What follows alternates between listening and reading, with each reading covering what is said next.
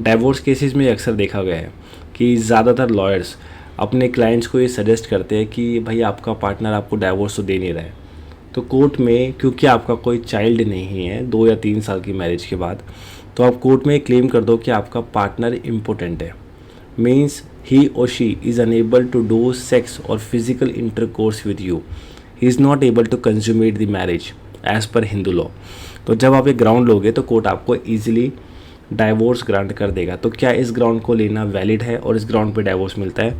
और क्या अगर आप एक ग्राउंड कोर्ट में लेके जाते हो तो आपको ईजिली बेनिफिट मिल जाएगा?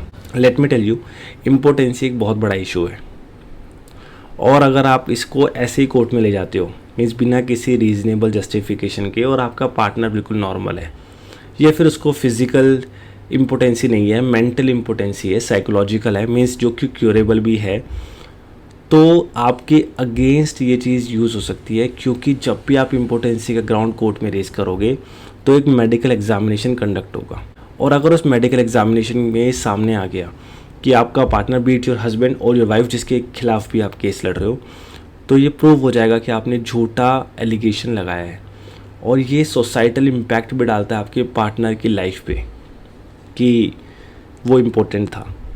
तो अगर ये प्रूव हो जाता है कि वो इम्पोर्टेंट नहीं है, या फिर वो साइकोलॉजिकल इम्पोर्टेंसी है जो कि क्यूरेबल है, तो आपके अगेंस्ट ये चीज़ जाती है, क्योंकि वो उसके लिए क्रुएलिटी है। And he can also file a case of defamation against you, मानहानि का केस, क्योंकि आप उसकी इमेज को टार्निश कर रहे हो कोर्ट में। And actually I am telling you, impotency is a very big point.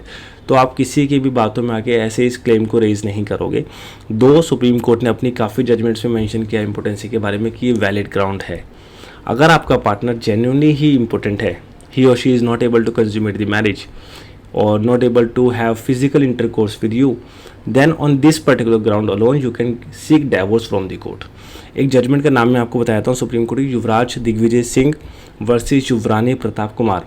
इस जजमेंट में सुप्रीम कोर्ट ने बोला था कि इम्पोर्टेंसी बहुत फिजिकल और साइकोलॉजिकल होती है, मेंटली होती है, और इसकी कंडीशन को देखते हुए ही डाइवोर्स कोर्ट में आप सीख कर सकते हो। और इसके अलावा एक जजमेंट और थी, उर्मिला देवी वर्सेस नरेंद्र सिंह। इसमें एक क्लियरली मेंशन था कि हस्बैंड ने हिमाचल डिस्ट्रिक्ट कोर्ट के अंदर अपनी वाइफ के अगेंस्ट ये एलिगेशन लगाया था कि वो इम्पोर्टेंट है और वो उसके साथ फिजिकल रिलेशन डेवलप नहीं कर पाती, और मेडिकल कंडीशन में यह भी था कि जो वाइफ है वो कोल्ड एंड रिपग्नेंट है टू हैव और to establish intercourse, physical intercourse with her husband. तो उस ग्राउंड पे जो हस्बैंड है उसको कोर्ट ने डाइवोर्स ग्रांट करा था। लेकिन ये ग्राउंड आपको जेन्युइन होना चाहिए, दो it is a valid ground, but अगर आप ऐसे इसको क्लेम करोगे तो आपकी चीज़ें अगेंस्ट में आ सकती है।